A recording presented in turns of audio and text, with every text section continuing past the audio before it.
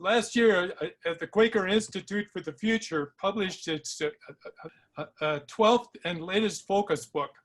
Its title is The Topic of Today's Forum, Toward a Life-Centered Economy, from the Rule of Money to the Rewards of Stewardship. We are fortunate indeed to have the four co-authors with us today: John Lodenkamper, Paul Alexander, Pete Baston, and Judith Streit.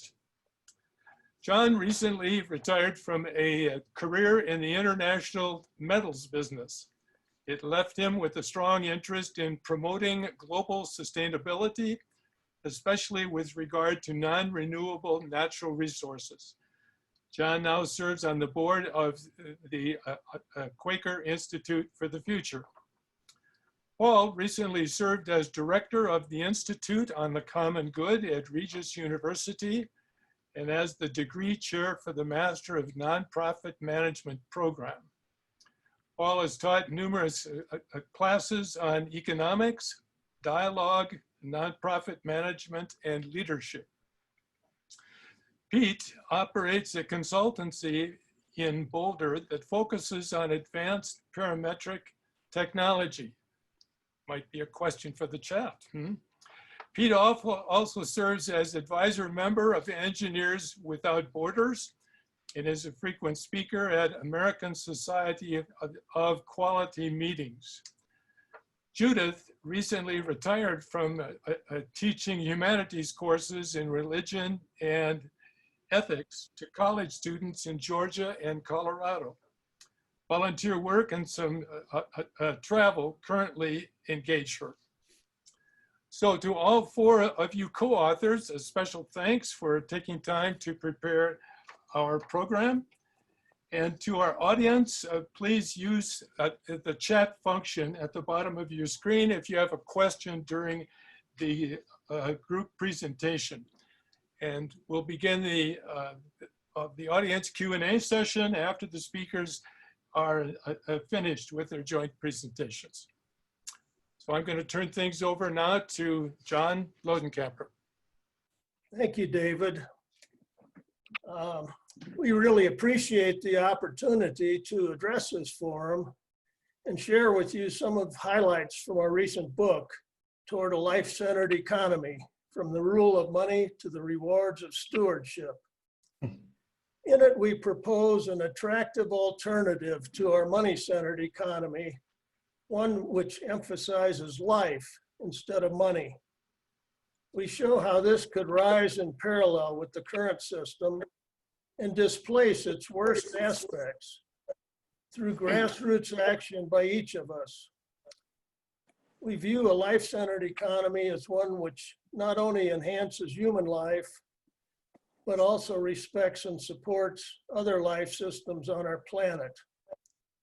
We also believe that breaking free from money-driven materialism will bring the rewards of stewardship for the time of our lives, as well as for the health of our ecosystem, a legacy for future generations. Next slide. Here's an overview of our agenda. I'll begin with a very brief introduction to the Quaker Institute for the Future, and then cover chapters 1 and 2 on the theme of our book, Time Over Money and Quality of Life Over Quantity of Stuff. Then Pete will present on chapter 3, which shows how practical aspects can weave together an economic synergism. Finally, Paul will address chapters 4 and 5 on transition to a life-centered economy. The fourth member of our group, Judith, will be cheering us on from the audience. Applause lines. Next slide. Yes. The Quaker Institute for the Future, or QIF, as we call it for short, is engaged with many of the same issues that this forum addresses, as you can see here. Next slide. Our heritage relates back to the Earth as a spaceship concept that was promoted by Kenneth Boulding, who taught at CU Boulder. After a gathering of several Quaker activist organizations, in 2003, it was decided to form a virtual Quaker think tank. Next slide.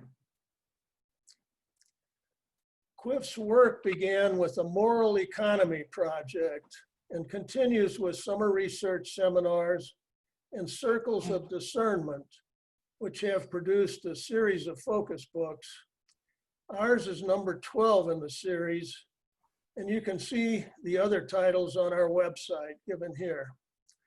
I might just say a few words on how our circles of discernment operate.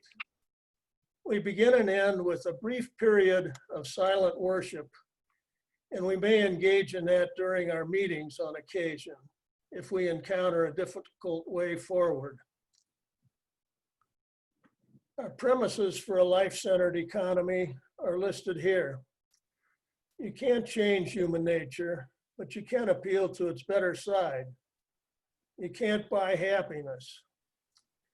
Changing to a new economic system can't be seen as taking bad medicine. Consumer action can bring positive change to our consumer-based economy. And finally, parents do want their children to have a good future. Next slide. The time of your life. In chapter 1, we focus on our time, how we spend the time of our lives, and first look through the current money-centered economic lens. We then suggest an alternative moral economic lens that honors deeper values. It goes beyond basic well-being onto satisfaction and meaning in life. Finally, we reflect on the memorials that celebrate a life by naming the truly important things about a person. Next slide.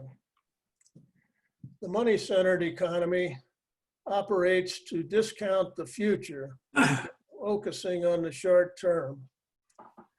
The time value of money, $1 today is worth more than a future dollar, promotes the rapid extraction and monetization of resources and delays payment for pollution cleanup. It also drives corporate focus on quarterly earnings rather than investment for long-term viability. But most distressing of all, it in effect values future generations, our children and grandchildren, as less than our own generation. We use up resources and pollute the planet and leave them to deal with it. Next slide. So we are caught in a rat race that extracts our time and the Earth's resources and keeps many of us tethered to dead-end jobs that provide material comforts, but still suck joy out of our lives. In our working years, we devote a high percentage of the time. Oh, I forgot to put the cheese in them. What? And kimchi pancakes. Yeah. Can I ask everyone to mute themselves, please, other than John?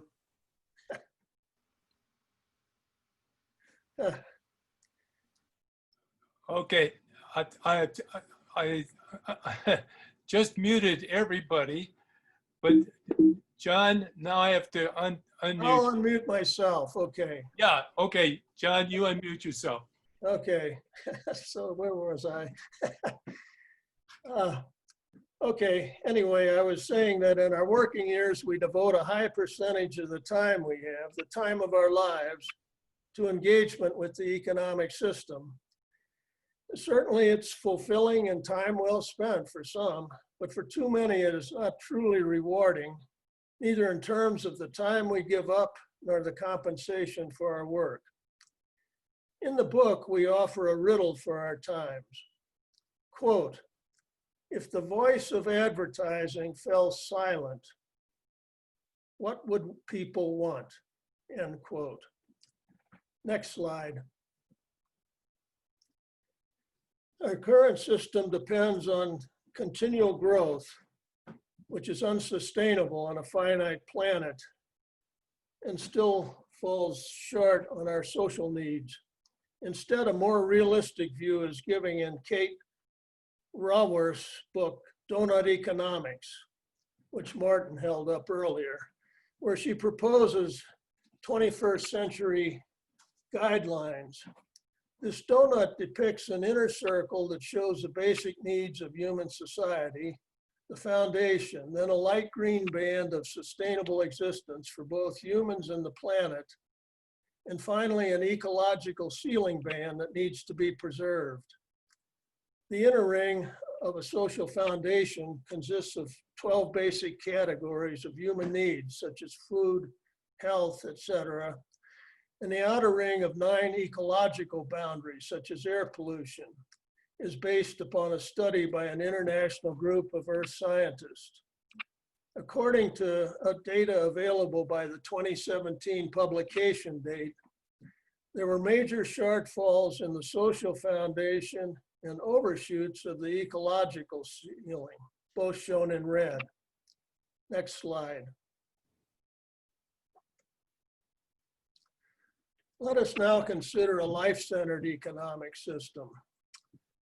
The money-centered economic lens under which our society operates is not a natural law. It has been constructed by humans, and it can be changed by humans. An alternative moral economic lens is life-centered. It values our individual lives, our time on earth between birth and death, and our relationship with family, friends, and the communities in which we live. It also values the plant and animal life that we share on planet Earth and upon which all human life depends. Next slide.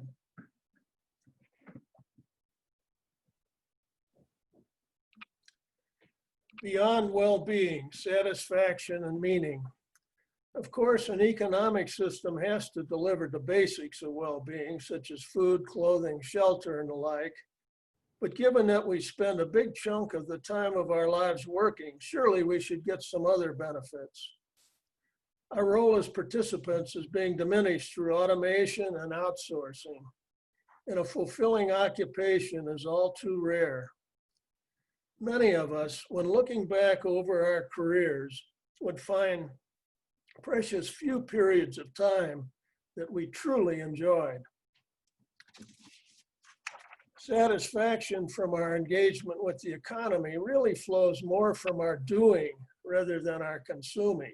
Studies have shown that our happiness arises from our contributions that win the respect of our peers rather than from more stuff or greater wealth. In a broader sense, considering the time of your life poses key questions of what are we living for and how can we better go about it? Next slide. Memorials, celebration of a life. Well, we don't see many gravestones like this one. Memorials generally get it right about things that really matter in life. Memorial gatherings to celebrate the life of a person who has died usually feature touching remembrances of relationships with family, friends, neighbors, colleagues, and others in persons' circles of community. These poignant messages often relate the time that the deceased spent on one or many occasions within the relationships. Mention is rarely, if ever, made of all the material things that the person possessed. We don't hear about size of house, type of car, list of toys, or dollar value of the estate. How ironic that our human society has evolved such that the vast majority of us spend our precious time on earth in the pursuit of material goods rather than the things that really matter, that are worth remembering about a person. So we find that we are consuming the natural resources of our planet, the fossil fuels, metals, forests, and fisheries, within a very few generations and leaving little for our descendants. Instead, we are leaving them the legacy of a plundered, toxic planet while we spend our lifetimes on material pursuits instead of the things that really matter. Next slide. Our economic system reimagined. In chapter 2, we first consider the operation of our money-centered economy, and then discuss a life-centered economy, and finally suggest how we might move toward the alternative. Next slide. Operation of the money-centered economy. The current money-centered economic system values the economy as the overarching reason for being, with the human social system subservient to it, and with the ecosystem at the bottom of the hierarchy, to be exploited for money regardless of consequences. It operates on the premise of continued economic growth, but much of that growth is based upon consumption of non-renewable resources.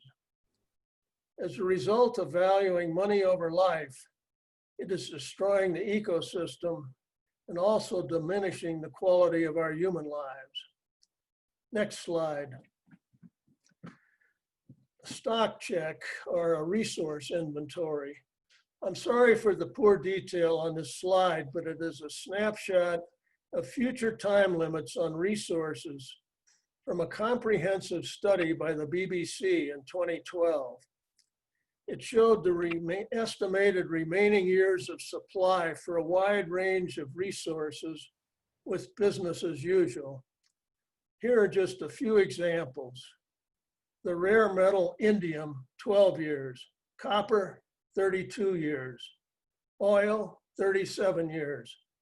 Coral reefs, 88 years. Now, it should be noted that these time limits can and will be extended in practice, but not indefinitely. And that extension will be more energy intensive and costly. The low-hanging fruit gets picked first. Next slide. So our current economy can be depicted as a pyramid with luxury at the top and poverty at the bottom. It has provided better living conditions globally for many, but it has turned malignant and it's extracting more and more wealth from everyone, only to benefit those at the top and leaving an increasingly large base of poverty at the bottom. Next slide. In the course of providing a measure of material well-being, our current system has had negative impacts on true well-being. It has disrupted families and communities through geographical dislocation in pursuit of jobs. It has polluted the habitat of both humans and other life forms which share planet Earth with us. It has sentenced the vast majority of the workforce to unfulfilling jobs and increasing time pressure. The credo of the money-centered economy is time is money. Next slide. Operation of the life-centered economy. The life-centered economy embraces the concept that the economy should be a subset of the human social system, which in turn is a subset of the ecological system, the opposite order of our money-centered economy. Next slide. A life-centered economy promotes economic synergism, which emphasizes the interconnectedness of all life. It can be conceptualized as overlapping circles of businesses, stakeholders, individuals, communities, and ecosystem. It works with nature and not against it, and truly acknowledges the systemic aspect of the ecosystem. It employs cooperation between economic entities for win-win rather than zero-sum outcomes, and encourages individuals to reach their highest potential.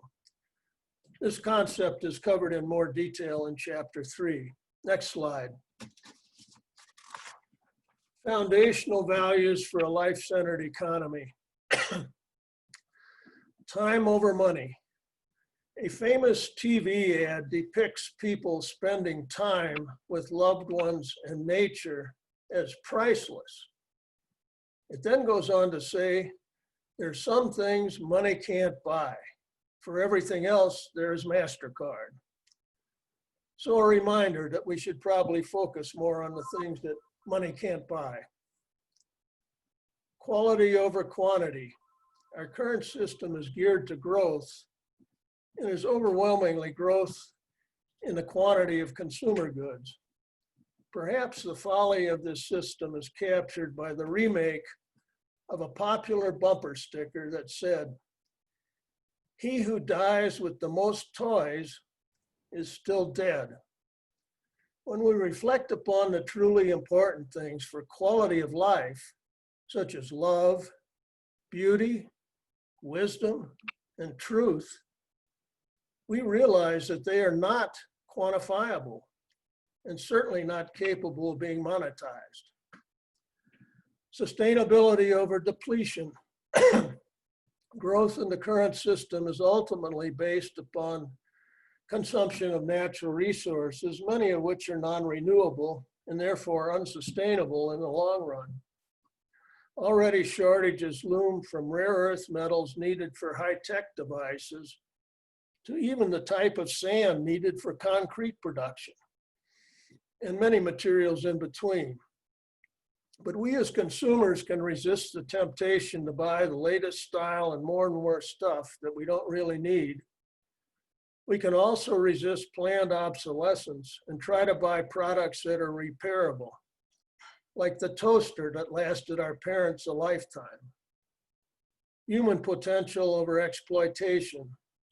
Just as the money-centered economy has depended upon irresponsible extraction of natural resources, it has also routinely exploited the workforce from the very beginnings of the Industrial Revolution. Labor is now seen as a cost to be minimized rather than a human resource. What if instead we designed work to engage the individual's highest potential and then shared benefits from the increased productivity? Small scale over large scale. A life-centered economy would have a natural bias towards the principle of subsidiarity, defined as small a scale as can be efficient and practical. Smaller economic units are closer to their stakeholders and to the ecosystem in which they operate and foster economic synergism. Smaller houses use less material to build and less energy to maintain. Next slide. Economic structure reimagined, the life-centered economy. Any economic system should address these basic questions listed here. What and how much goods and services should be produced? Despite serious faults in the current money-centered economic system, it seems apparent that the market mechanism is indeed very effective in balancing supply and demand for a wide range of products. While it is true that sophisticated advertising drives a lot of the demand, educated consumers are having more and more of an impact, as exemplified by the rise in availability of organic food, green products, and recyclable packaging. In addition to more informed choices at the point of sale, there have been many successful petitions and boycotts in support of sustainable products.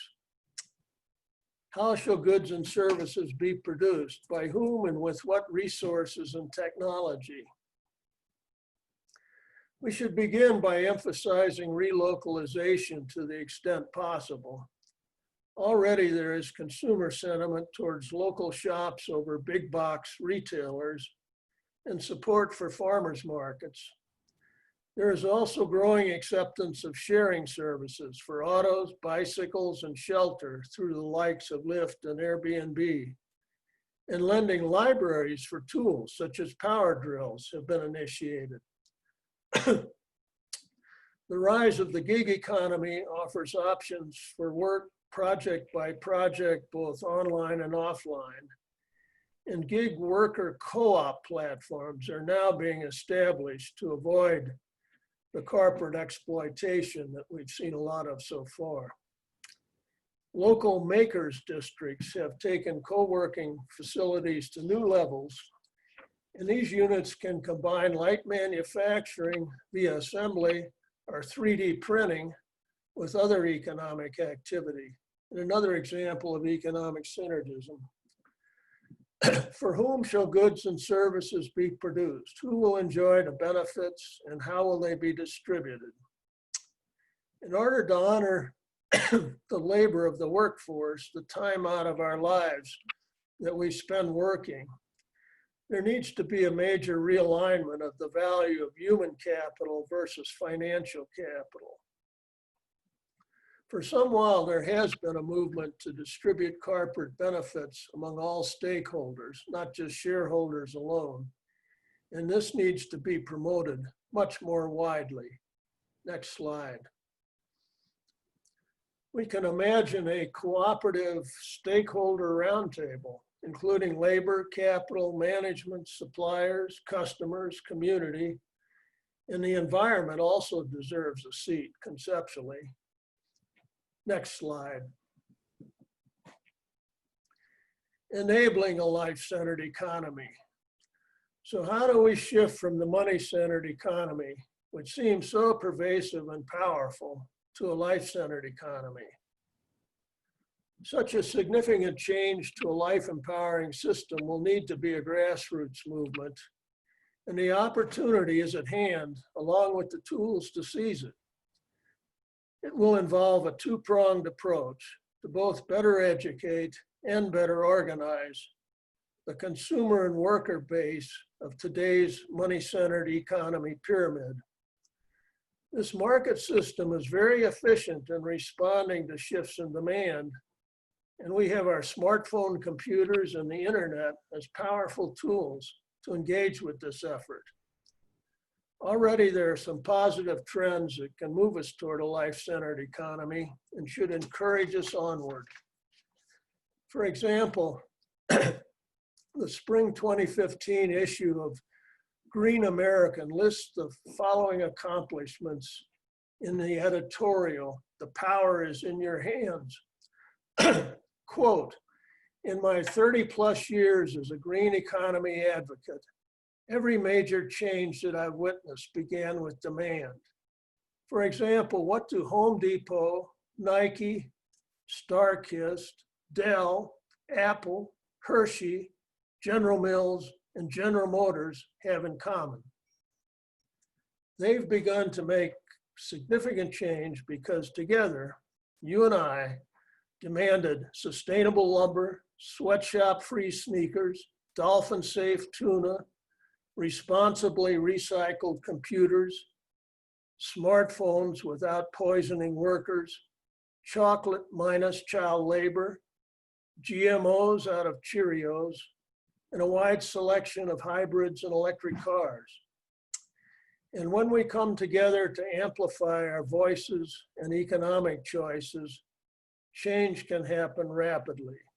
End quote. Next slide.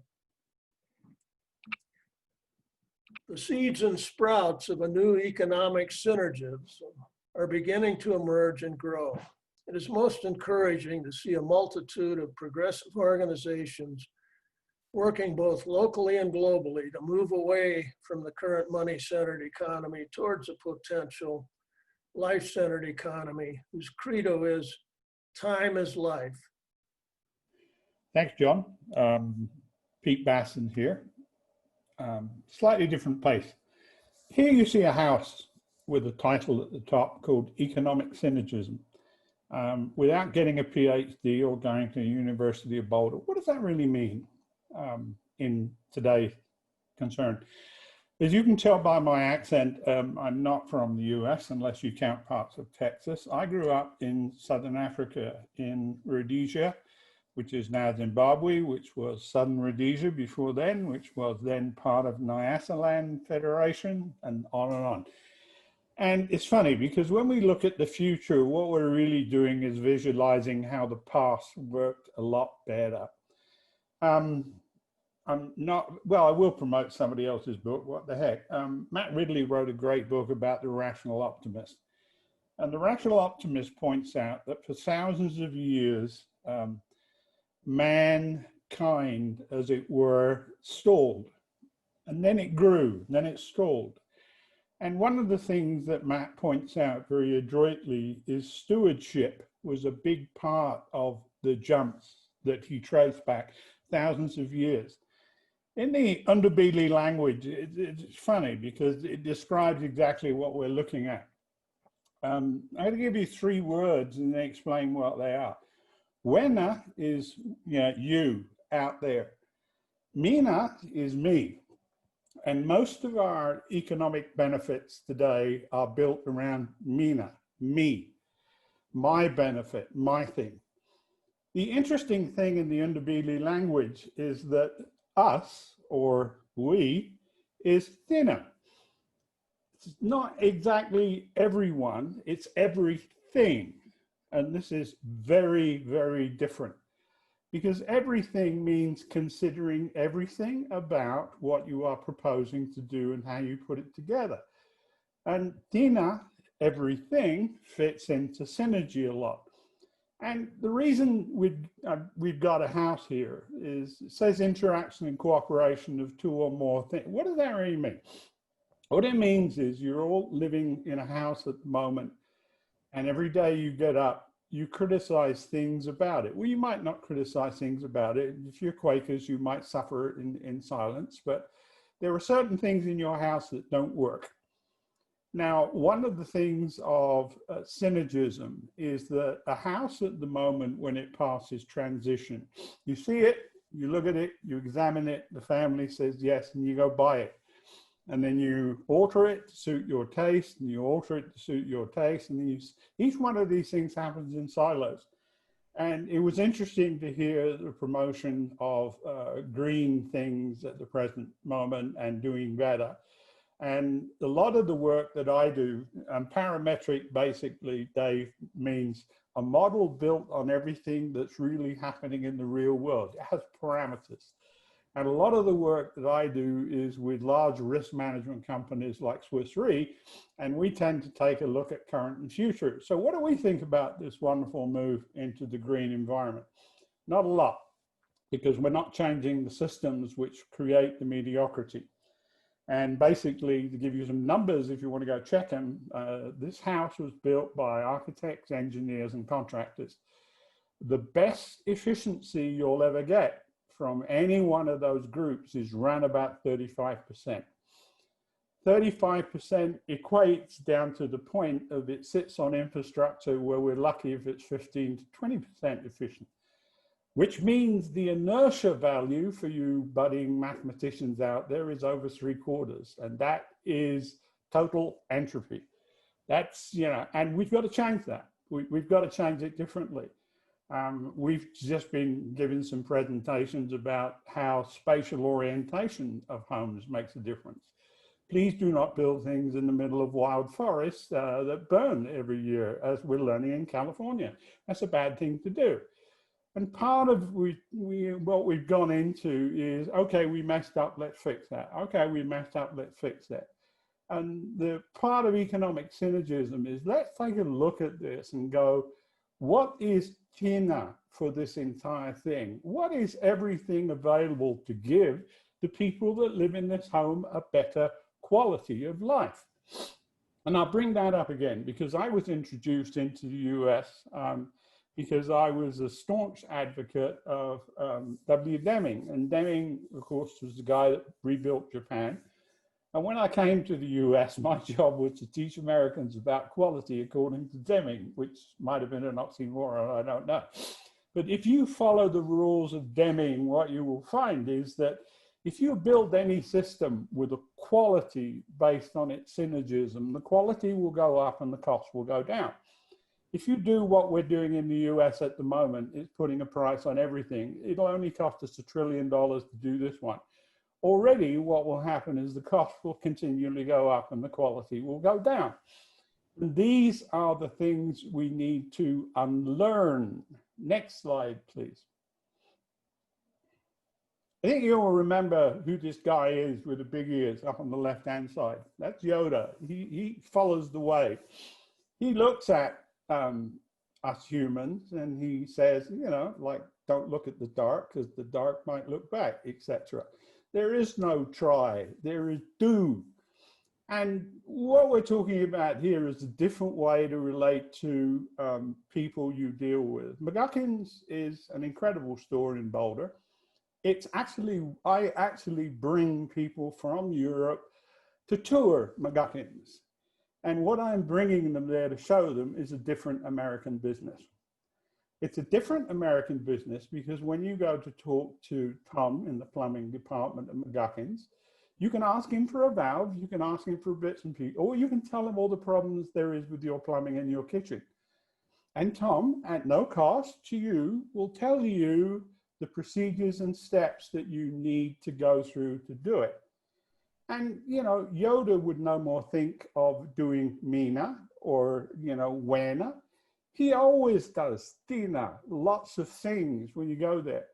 And the guy on the right is a fellow called Barry Height, who's the son of David Height, who married Rosalie McGuckin. And when you walk in there, this is, as I take my Swiss friends and German friends and who are in risk management, you can feel the difference inside the store when you walk there. There is none of the panic that you're feeling at Home Depot. There is none of the, where is everything? Everything is laid out in such a way. There are lots of green shirts. You put your hand up and they'll go, sure, what are you looking for? Can I help you? And it's a pleasurable place to work. Let me tell you how pleasurable it is to do business like this one. There's a lot of service dogs in Boulder, and McGuckins is where they come for their first lesson in dealing with people. And one of the reasons that the head of the service dog organization likes to use McGuckins, she said, because they're a bit skittish, but as soon as they feel the difference in the pace of how business is done in this store, they relax.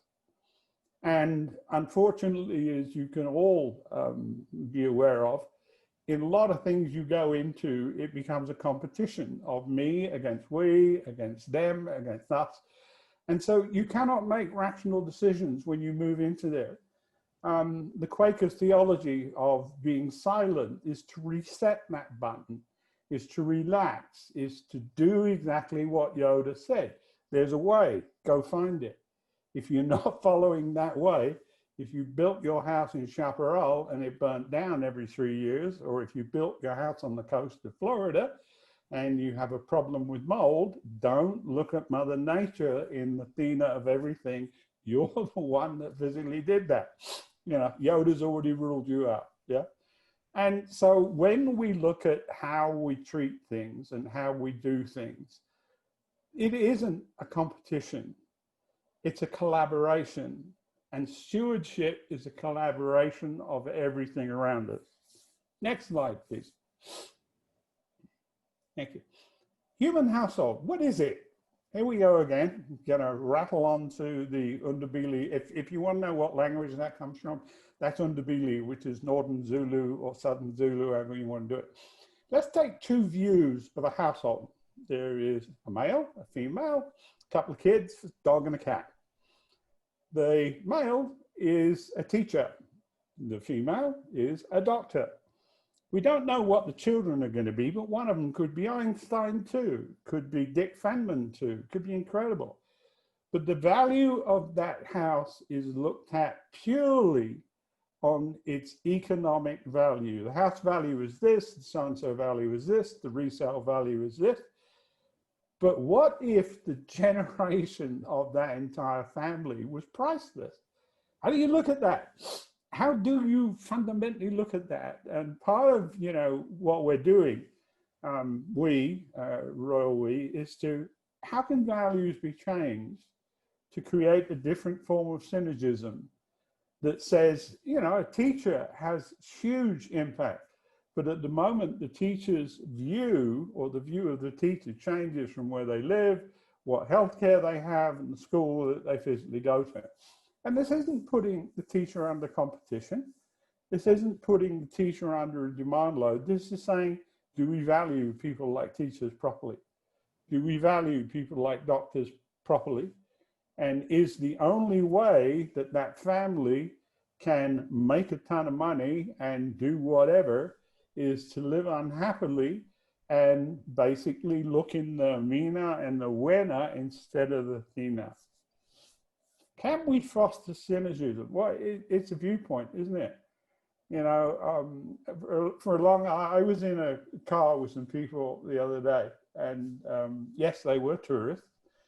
Two wore masks, two didn't. As we came down the road, I stopped and I had a conversation with a homeless guy outside the window. And as we drove away, as usual, somebody on the back seat said, yeah, well, you realize that they probably get on a bus and go home at night and so you just wasted 20 bucks. I said, I didn't waste 20 bucks at all.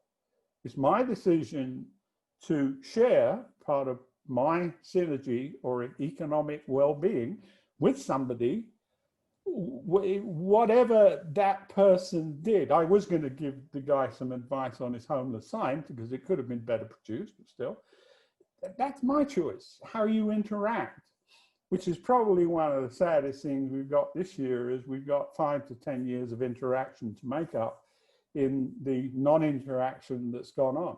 But as we look at households, as we look at how people live, have to take the wider viewpoint on what this really means instead of singular viewpoint on this is a house value, this is a job value, this is the credit score. It's got to be done better because we can't reach SENA and synergy unless we do. Next slide, please. Household components. John brought this up with the tombstone. I think, you know, we could do what a basic human needs. If every day, I almost feel like you need a psychological meter, but in 2020, that's probably not a good purpose. But how do you feel this morning? Do you have enough time to look at the birds, or are you rushing off to the office? It's really incredible because my beautiful office at the moment has been turned into the off-site view of Institute of Telecommunication Sciences because my wife can't work at the local campus. But she has to work at a very, very different pace. It's government, they're running all the time. Whereas my viewpoint just across the office, I sometimes have to say, whoa, too much stress in here. I'll come back when it's calmer. We have to place value on different things. What are our values? If you could buy 20 years of time, how would you, physically view that one? How would you look at it? We're already getting massive changes in how we can communicate with people because in January, February of this year, and that was part of the contracts that we were working on, telecom was frowned on. You had to do it face to face. Well, now you can't. So now, instead of getting up and getting in a car and joining a whole bunch of people on the freeway, you stroll to the coffee machine, you get your coffee, and you come to work. How permanent will that be? Well, I can bet you that Google, for instance, has a huge campus here and a few others have basically said, okay, we're not coming back to our offices that we just built for 2 years. And if you want to work from home and do what stuff, you can. And more and more and more and more companies will start to do this. Then you will be looking at, okay, time really is valuable than money. Let's not roll the dice every time that says the value of money is more than time, because otherwise what you'll do, you need to get a snapshot from John, because that's what will not be on your gravestone. Last bit, here we go. We're talking a lot about green economy, and I'll use this here because energy is a huge market that I happen to work in. One of the biggest problems we've got at the moment is we've been fixing things in the energy business that really don't need fixing and not paying attention to the ones that do. One of the reasons that a lot of the utilities in California at the moment are essentially bankrupt in 7 or 11, including PG&E, is I spent a ton of money on one part, and that was the generation side, and totally ignored the transmission side and subcontracted that away. And if you look at these things, we have known for years that the best way to transmit energy and utilize energy is to make the energy more intelligent. And at the moment, we spend a ton of money going from AC to DC and DC to AC. Every single electronic device runs on intelligent direct current. It only does very specific things. Utilities are locked into the old world of producing AC that then other people at the other end make intelligent. telecom is coming to this one, because one of the great aspects that we're trying to do is, if we bring telecom to the home as we are, how many more people can we bring to the fore to make this better? And a synergistic household operation promotes the life-centered economy. You know, your computer will turn around and say, sorry, Dave, you've been here for 4 hours. You have not gone for a walk around the park. I'm sorry, I'm turning you off, and you better come back. You better go exercise, and you better feel happier about what you do, and then I'll let you back on the internet. Nothing wrong with that. My wife's trying to get onto that at the moment. Family connections is really, really important. For the first time, the children this year, good things coming from bad things, are actually seeing when dad goes to the office what he really does. Some of them are intruding, as I've seen on some of the telecom meetings that my wife has. But why shouldn't family connections be promoted higher than, okay, I've got to go to work and I've got to do this? There's a different synergistic part that's missing. And here again, we come back to the Northern Ndebele words of Thina, because it's about everything, not just me and not just you. Passing along to you, Paul. Great, thanks, Pete.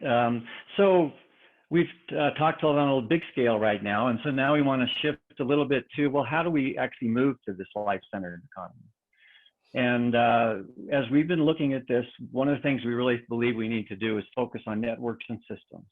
And clearly a focus on local economies is really important, not because we're not interconnected. The smoke from the fires in California and Western Colorado have showed us how deeply interconnected we are from very far distances. But by focusing on local economies, we're able to really do something where we have control, to really make a difference. And we figured with these networks of small local economies, if we can focus there, then the impact will magnify considerably. So we want to focus on local economies. We also want to understand that, in fact, we have this wonderful thing called the internet that allows us to be connected in ways that in many ways we could never use before. It allows us to self-organize in ways. So how do we use those tools in the internet to help us move and organize around certain issues around the economy and around the environment?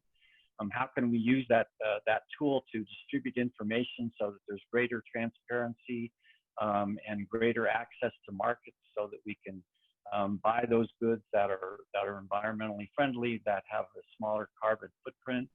How do we share what in fact those particular chemicals that we are using, what are they in fact doing? So we use that. It also helps us actually minimize costs, that we can actually, by sharing, we can decrease costs, and we connect to our neighbors in new ways. So it's important to not only focus locally, but to then connect ourselves locally is really key. The third point that we really want to focus on is how do we become prosumers rather than consumers, in the sense that there's really two pieces with being a good prosumer. The first is to produce, we can actually produce things our way before that maybe we couldn't have in the past. So for example, when we built this new house that we have here in Salida, we put solar panels, and we're basically self-sufficient. We can also pump things back into the grid so that we can create that sense of a better production of electricity rather than using coal or non-renewables. We can also be prosumers by sharing and promoting the way that we're living, and just the fact that we're no longer using plastics, or the fact that we're using maybe bar shampoo for our hair rather than big plastic bottles. And so to begin to promote these ways of being, and the more we can actively do that as individuals, the more powerful we'll be. And lastly, there's just a sense of collaborative commons, not only with information, but just with material goods. A perfect example of that is we just had this big 8-inch, 10-inch snowstorm here in Salida, and the local hardware store said that they sold 35 chainsaws for people to go and cut the limbs on their trees that are broken down. So when you think about that, rather than having one neighborhood buy a chainsaw and share, everybody had to have their own chainsaw. And so, you know, and they probably won't ever use it again until the next big snowstorm that, you know, will happen in 5 years from now. And then they'll take it out because they're just small houses. So how do we create this collaborative commons where instead of buying 30 chainsaws, we buy one chainsaw and we share it among ourselves? What kind of systems can we create that allows and promotes that kind of sharing? The other thing I think it's important to do is that, you know, the things that we share here, you know, they're not inexchangeable. You know, systems that work in one community are not going to work in another community. So each of us and each person on this call really has to think of what is the context, what are the, you know, the methods that we communicate, what's the system that we have. Pete talked about Deming, and one of the things that he studied a while back was, you know, the trying to bring, you know, some of the U.S. car manufacturers brought the systems that worked in China or in Japan so well, tried to bring it to the United States, and it was an utter failure. And we're seeing that right now, that some of the contexts that might work in China or Japan or Europe around COVID don't work in the United States, because we have a very different culture. We have a very individualistic culture. We have this freedom-oriented culture, and that's not a judgment. It's just who we are. So to appeal to the common good may not work quite as well here in Colorado as it does in France or China. And so we have to take these systems and as you listen to this and look at it, you know, what is the particular ba of the community? What is the physical, mental, virtual, spiritual way of connecting and the underlying rhythms? And so it's really important to think about that as we look locally. The other thing that we think is really important is to look at and understand systems thinking. That, you know, the old way of doing things was very event oriented. It was very straight lines. So, you know, if we wanted to increase our agricultural system, well, it was really easy. We just get lots of pesticides out there and we pump in a lot of fertilizer, and boom, we, you know, have this great green explosion of food. And that worked great for about 10 years. It totally destroyed our soils. And so right now we're thinking in regenerative farming and regenerative agricultural production, where we recognize that the whole systems thinking, that we have to have multiple animals on the land, we have to you know, reinvigorate it with natural cycles. And so we have to shift from this linear thinking to systems thinking. And there's a great little movie called The Biggest Little Farm if you want to see something, but you know how important it is to not only have just the green production, but the animal production, and for those lands to exist. So we have to move into this systems thinking way of being. So again, there's sort of two ways of looking at that. That we think for this transition to happen, we need to focus on two things: the community and relationships which bind us together and which promote this healthy way of living, as well as some core economic processes. So what are the things that can build this relationships and bind us together and move us from this place of division and separation that we have right now to one of connection? Because that's going to help us shift to this new life-centered economy. There's lots of wonderful things out there. There's dialogue and deliberation practices that are, you know, getting people to really talk about the issues, to understand, to listen, to connect with people. Things like participatory budgeting processes, where the towns get together and vote and decide on how those you know, the purchases are made. Practices of restorative justice, as opposed to justice that just is, you know, retributive, but it's really restores the healings and the relationships. How do we build that and create that in our schools, in our workplaces, and in our communities? How do we use processes of community organizing to build up the leadership in marginalized communities? How do we, you know, have those block parties and progressive dinners? I mean, it was so exciting. Really, one of the benefits of COVID was to see the streets of Denver locked down and people walking along the streets and connecting, you know, with social distancing, but connecting with each other in new ways, because we, you know, we came and connected it with our neighbors. The local markets, the farmers markets that John talked about, the flow of from farm to table kinds of things that really connect us with the farmers, that connect us with the fishermen and the fisherwomen. Those kind of things, those relationships that not only connect us to the land, to the animals, but to the people that are producing. How do we create and bind those relationships together? How do we use social media like the Nextdoor app and things like that we can immediately share and with our neighbors? So we want to build these networks of networks, and it's all about relationships. And one of the things that this economic system that we have now and this way of being is that it's torn us apart as neighbors, and it's torn relationships apart. So how do we do that in a way that's very powerful? And then what are the core economic processes that we need to rely on? Well, one is moving from large scale capitalism to small capitalism. We're not saying that capitalism is bad in and of itself. In fact, it's our system, and we can't turn it over, nor should we. But we're really saying, you know, how do we use small scale capitalism that people own their own means of production and that they're in a small way? How do we invest locally rather than internationally? How do we invest locally and finance locally? How do we build cooperatives so that the worker-owned businesses are there? So we want to promote that. How do we look at mechanisms like boycotts and disinvestment and what John was talking about, that, you know, all the power in consumption? How do we do that in a very proactive and meaningful way? How do we recognize the importance of psychic capital that especially as we look at this time over the last 6 months, there's been this increase of despair and understandably so, but how do we build positive capital that build hope and faith, that have increased expectations? How do we build regenerative processes with our oil and water systems? How do we look at anchor institutions, that big things like hospitals and university that have huge purchasing power? And we'll talk about that in a second. Again, these food hubs, the makers districts that John talked about, the community-centered service, agriculture, time banks. This, you know, how do we build these local economies that are vibrant? And then how do we shift from a paradigm that is just jobs to one of vocation? That these are ways that we want to build and recognize the value of each human being.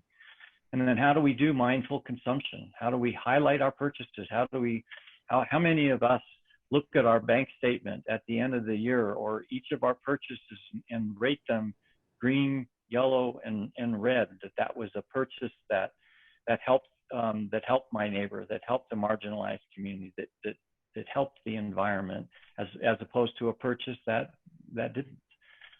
So, you know, what are those little practices that we do that says, you know, what is our mindful consumption and what is our mindful investment? How are we using ESGs, you know, from environment, social, and government, looking at companies that way, looking at companies, you know, and investing from principles that are responsible, and how do we look at local investment? So if you take each one of these things on a large scale, we can begin to have a huge and a major impact on each of these. And I think there's some incredibly wonderful examples that are happening in Colorado and around the world. There's a great network called the Denver Anchor Network that's run through partly the Denver Foundation, but also the Center for Community Wealth Building. Go check them out. They're encouraging institutions like universities and hospitals and religious institutions to totally see themselves as economic anchors, that they hire locally, that they purchase locally, that they see, you know, instead of, you know, using someplace like Sodexo in their purchases, they actually go to local caterers and start in looking at those, and you know, Black caterers and small, you know, Latino caterers and that have this power, and we can do that as anchor institutions. We can do it as individuals, but to encourage our major institutions to see themselves as local anchors that can buy and hire and purchase locally. They encourage farm to table. Here in Salida, where I am, there's local food hubs that are beginning and local food nodes. So connect yourselves to those local food hubs and nodes that purchase from local farmers, that purchase from local producers, and to begin, that builds up the local economy. It creates a smaller carbon footprint. So where does the food come from that you're buying? Some of the towns in the United Kingdom called transition towns, you should Google that, but they really have they've transitioned because they have become models to transition to this new economy, and they're using things like local currencies and how they purchase their electricity. Boulder was beginning to try that. But what are these local exchange systems that are just doing some marvelous things around the world? There was a number of communities that Calvert Investment created something ours to own, and it was in Denver for a while that allowed individuals to take $500 or $100 or $1,000, and they would pool it and then invest it locally. And there's a lot of groups around in Colorado, and if you're not in Colorado, but that you can take small amounts and that'll immediately get turned around and invested locally rather than just lost in some big corporation. Again, the focus on credit unions, the power of small entrepreneurs. You may not like Uber, but the fact that all of a sudden created this whole system of small entrepreneurs, and a lot of other countries do this much better than we are. But you travel internationally, and the small tuk-tuks and moto taxis and small shops that allow small entrepreneurs to thrive. The boom of food trucks here in Colorado has just been exciting because it allows people to invest with smaller amounts of money to create and be their own entrepreneurs. And that's capitalism at its finest. How do we do that? How do we encourage this kind of capitalism that does work?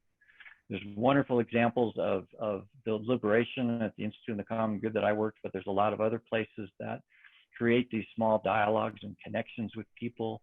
You look at the tiny house movement out there, this ability to create small houses at small cost that will get people into houses of their own is a wonderful thing.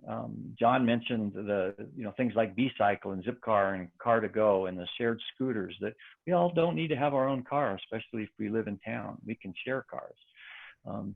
The building of relationships for things like One Book Denver, and then community organizing groups like Together Colorado and then Industrial Areas Foundation. They're doing some great ways of connecting us from an organizing perspective.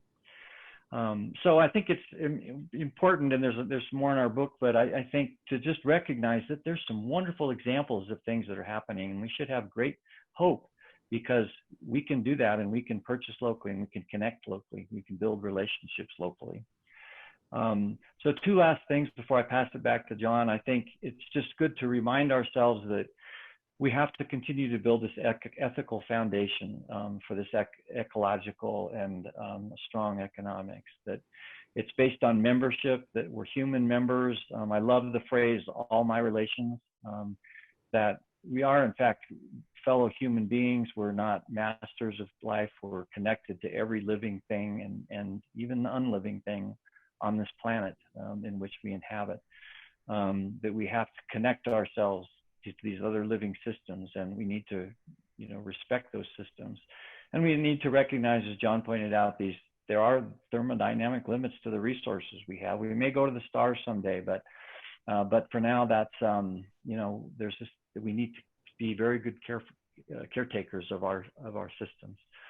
And finally, I think even those who tout the blind economics and blind capitalism, the early writers around the political economists that talked about the economy, they talked about how capitalism has to be grounded in a deep morality, that if it doesn't, it just is unbridled. So how do we create policy ways for fairness, for equity, for common good, to just do no harm